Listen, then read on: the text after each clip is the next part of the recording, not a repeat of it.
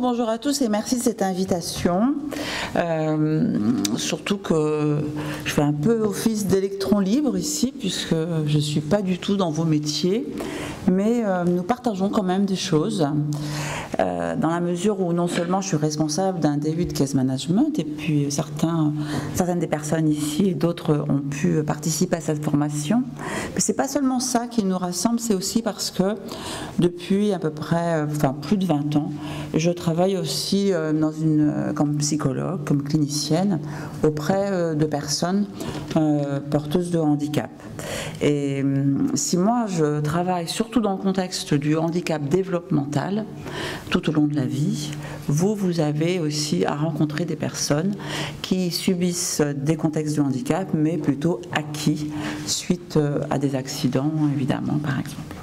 Mais au bout du bout, ça nous rassemble quand même.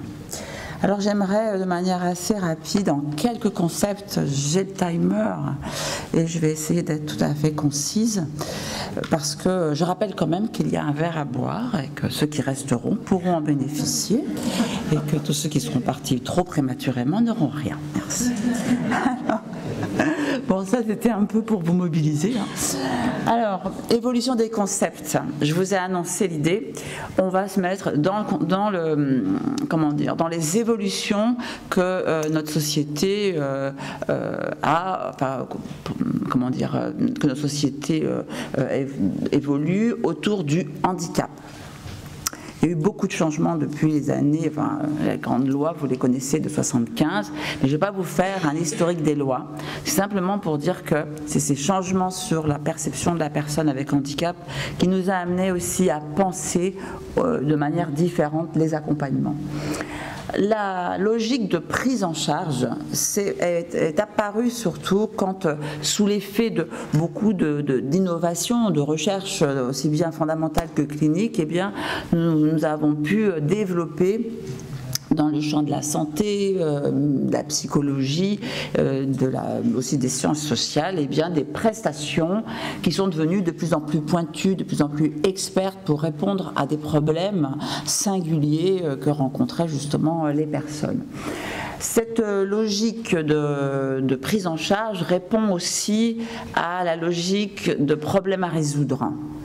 Autrement dit, on envisage que les situations sont autant de problèmes à résoudre et on cherche les prestations les plus pertinentes, les plus pointues, les plus expertes pour cibler les solutions à la singularité des problèmes de chacun. On remarquera au passage que dans cette logique, il va falloir être très expert pour comprendre les déficits, les manques, les déficits qui sont à l'origine pour permettre de réfléchir aux prestations qui viennent comme autant de solutions. Mais on est dans une logique déficit. Et puis, les choses évoluent, notamment sur le fait que les situations, on les comprend comme complexes, c'est-à-dire nécessitant des prestations d'univers différents, social, santé, somatique, santé mentale, par exemple.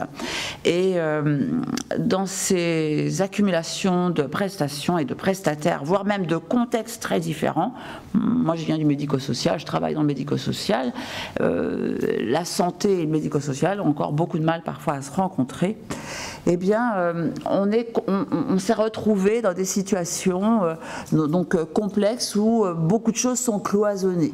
Donc le problème devient celui du décloisonnement, de la mutualisation. Il y a plusieurs prises en charge qui viennent de milieux différents, mais qui semblent normalement agir au même endroit. Pourquoi en avoir deux?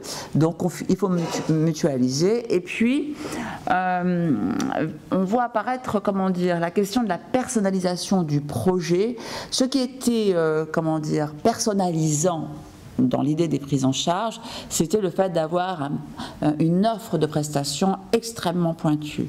Là, on va plus loin, on se dit, mais il faut personnaliser le parcours, l'accompagnement de la personne. C'est pas simplement de trouver les bonnes cartes, il faut encore les organiser et permettre à la personne d'en profiter au mieux.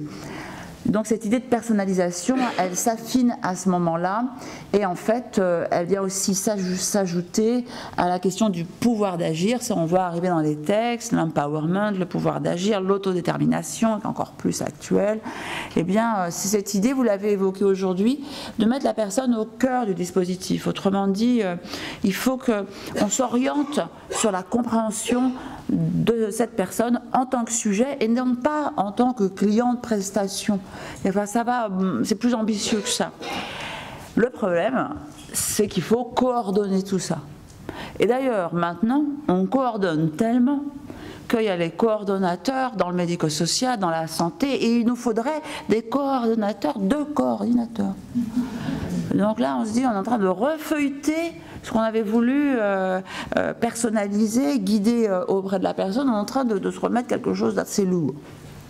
Vient alors un concept qui nous occupe beaucoup aujourd'hui, c'est celui d'accompagnement. Et là, si on parle d'accompagnement, il faut changer de posture. Si on revient à l'étymologie de l'accompagnement, on est sur la question du cheminement.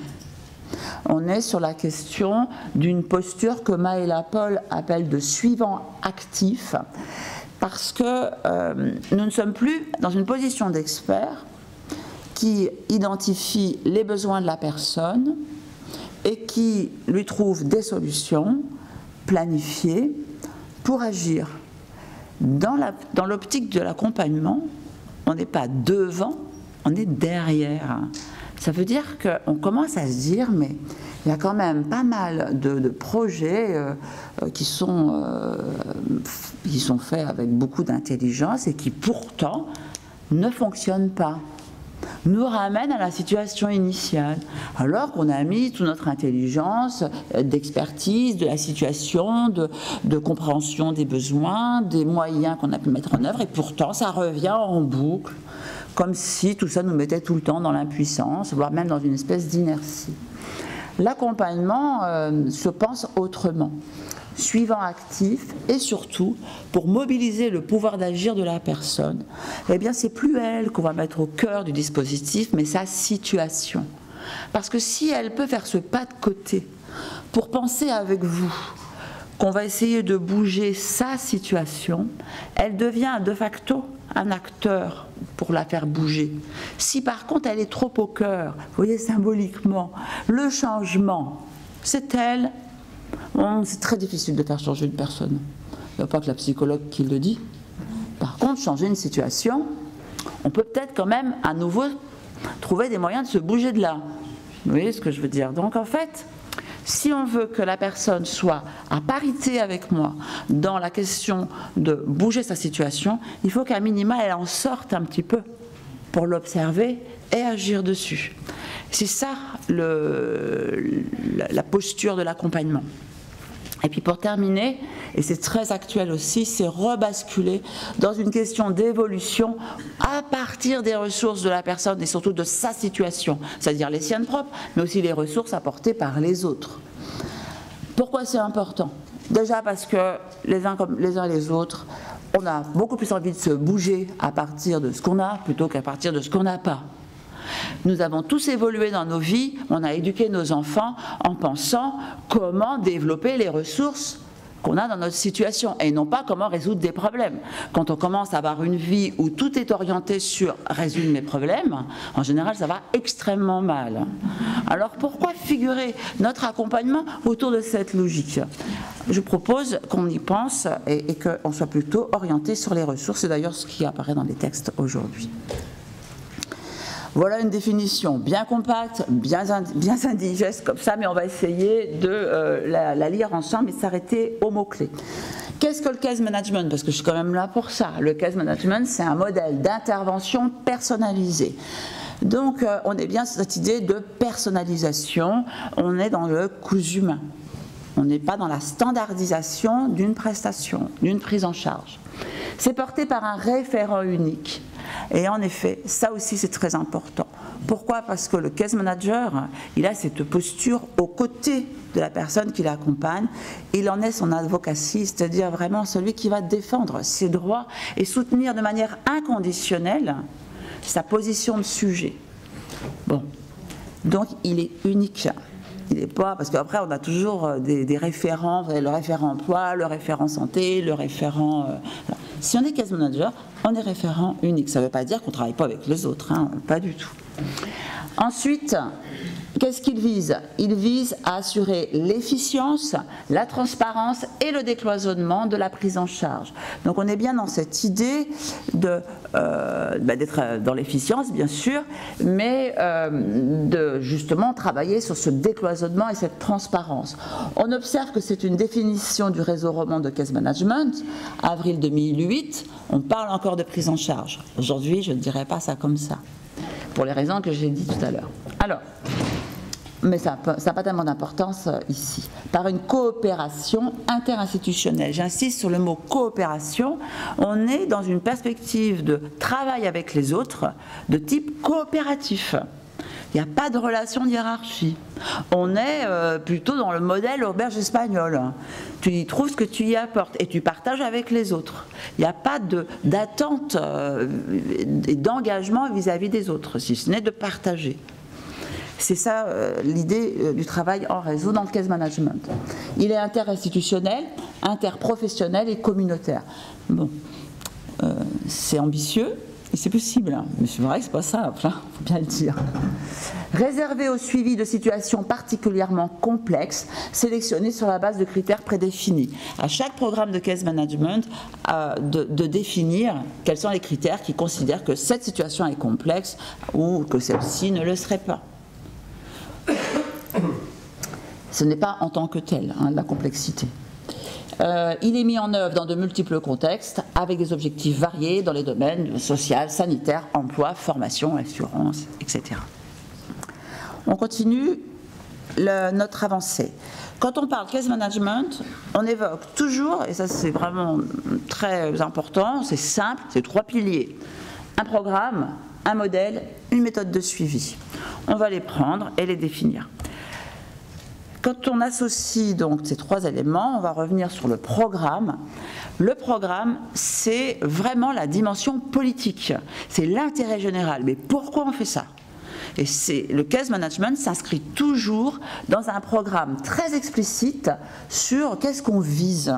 Pourquoi on va s'intéresser à ce public? Pourquoi on s'intéresse à un public qui a un taux d'incapacité comme ci ou comme ça? Ou pourquoi on s'intéresse à un public de jeunes ou un public de plus âgés? Pourquoi il y a des enjeux d'accompagner des aidants de personnes handicapées? C'est ça qui constitue le programme. Donc on a une volonté politique d'agir au service d'un intérêt général et au profit d'un groupe qu'on va clairement définir. Si on a plusieurs groupes, on a plusieurs programmes. Ensuite, la question du modèle. Le modèle, c'est la partie organisationnelle. Comment on s'y prend pour que ce programme puisse être mis en œuvre? Il peut y avoir plusieurs modèles différents. Pour ce qui me concerne, je ne connais pas assez vos structures pour le savoir, mais en tous les cas, pour ce qui nous concerne dans le médico-social ou dans la santé mentale, on peut avoir des modèles de type équipe mobile. On vient au chevet du patient, à domicile, et on désinstitutionnalise, par exemple, les patients psychiatriques au maximum pour pouvoir travailler la clinique autrement.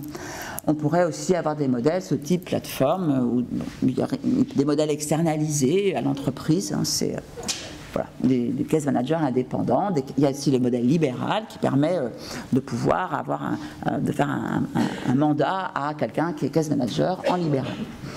Donc le modèle, c'est cet aspect organisationnel, mais on trouvera toujours dans tous les modèles ces 2 éléments-là, un suivi personnalisé et puis un référent unique. Restent les méthodes, et là dans les méthodes de conduite du projet, il y en a 2, je vais vous en présenter, je vais le présenter avec un petit schéma rapidement. Donc là, on retrouve écrit verticalement les missions institutionnelles, le cadre aussi qui peut être législatif, c'est l'entreprise, c'est l'association, c'est les pouvoirs publics. et puis la définition d'un programme, d'un modèle et des méthodes. Alors, je vous dis, il y a deux méthodes. En réalité, le case management s'est constitué autour d'une méthode qu'on connaît bien, de conduite de projet. C'est une méthode dite en étapes, on peut dire aussi en cascade. C'est une méthode que tout le monde connaît puisque c'est ce qui est même parfois assimilé à l'idée même de projet, alors qu'en réalité c'est pas la même chose. Cette méthode en étapes, on l'a réfléchie et avec mon collègue Pierre Gobet de l'Université de Lausanne, nous avons pensé, parce qu'on a des bonnes idées aussi cliniques, qu'il faudrait peut-être proposer une alternative d'une méthode qu'on va qualifier d'agile. Si on veut repartir sur la méthode en étapes, eh bien, on est dans la logique suivante. On a une personne qu'on accompagne avec une cible à atteindre. Je vous fais ça très schématique, bien sûr, mais on est dans cette logique.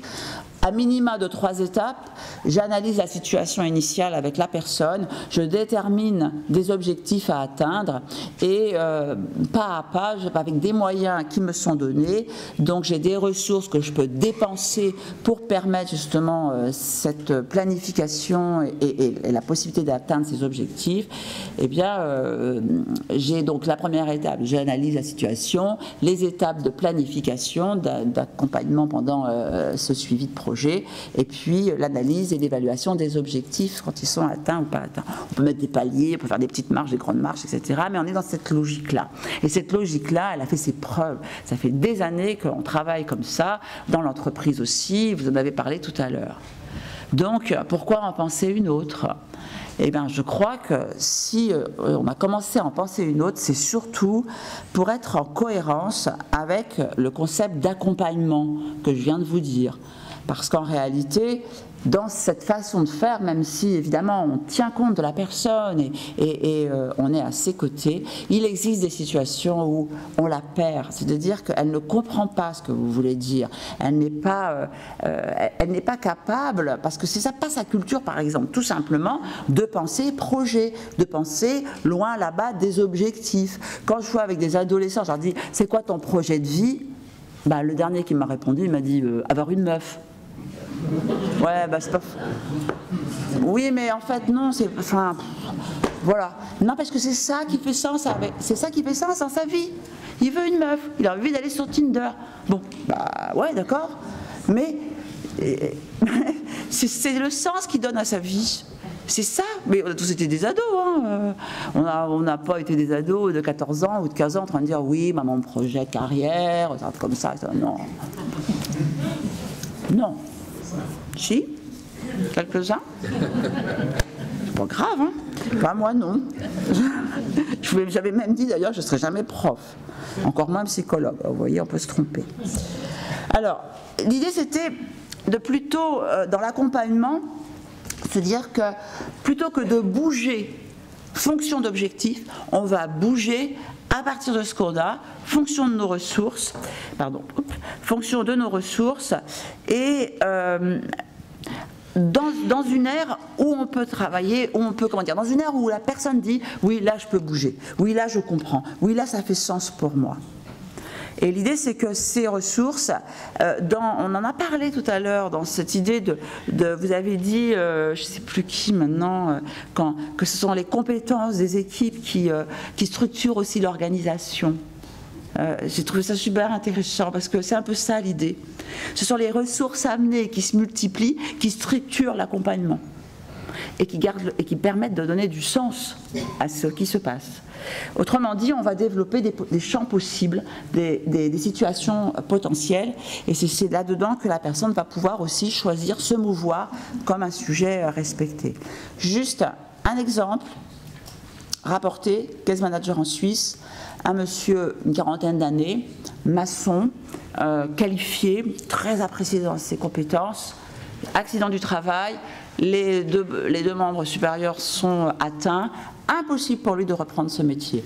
Il a peu de qualifications académiques, il a été en alternance apprenti à 14 ans.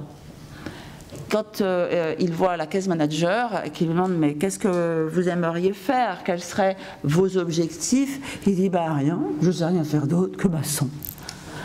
Ah, Alors là, vous avez deux solutions. Soit vous lui sortez un bilan de compétences, et ça peut être tout à fait intéressant de voir, voilà, est-ce qu'il peut se projeter dans autre chose, et puis, etc. Ou alors, en agilité, elle a fait autre chose, elle a dit, bah, allons sur votre lieu de travail, parce qu'il disait combien il aimait beaucoup ses collègues, etc. Donc on va sur le lieu de travail, et à ce moment-là, il rencontre le commercial qui lui dit « Ah, bah, je ne sais pas, vous me dire Roger, comment tu vas? Ça va pas mal. Voilà. » Et puis il explique qu'il ne peut plus travailler. Et comme ça, de manière complètement spontanée, le commercial lui dit « Ah bah, tu ferais mieux de venir avec moi à Bagnole, parce qu'avec les clients qu'on a, avec nos fournisseurs, toi au moins tu sais ce qu'on vend. Tu connais la camelote. » Ah, puis moi, je suis bien sûr qu'il connaît la camelote. Voilà. Et il dit à la case manager, en débriefing de la fin de journée, « Oui, ça serait super, ça. Oh, moi, ça m'intéresserait. » Si vous basculez dans les étapes, vous dites « Oula, attends. CAP, voilà, maçon, devenir commercial. Ok, bon, bah alors step by step, hein, on y va, formation continue, je dépense des moyens, voilà, puis dans 2 ans, enfin si, puis des stages, et puis du machin, puis du truc, voilà. Bon, ça peut tout à fait bien fonctionner. Et elle lui dit pas ça, elle lui dit « Ah bon, mais votre copain là, il vous emmènerait, il serait d'accord, votre employeur, de faire un stage, il pourrait vous prendre. » Ben je sais pas, on va demander. Son employeur lui dit non, ben, un stage, pas de problème. Il part en stage, et puis effectivement, il se trouve qu'il est parfaitement à l'aise dans cette situation, et c'est dans cette situation qu'il va apprendre le métier. Mais ça pourrait prendre un autre champ possible. Dans cette situation, il rencontre des clients avec qui il discute et qui disent « Ah mais moi j'ai un boulot pour vous, etc. » On ne sait pas. La seule chose qu'on sait dans l'accompagnement, c'est quand on se retourne et on sait d'où on vient, et on sait à peu près où on est. Et l'idée, c'est de se mouvoir depuis là, dans nos ressources et de cette manière-là. Alors, c'est pas un dogme, ce sont des idées, ce sont des pistes pour travailler et qui, avec les promotions du DU, montrent que ces mises en œuvre offrent des possibles, voilà, qui sont tout à fait intéressants. Je vous remercie.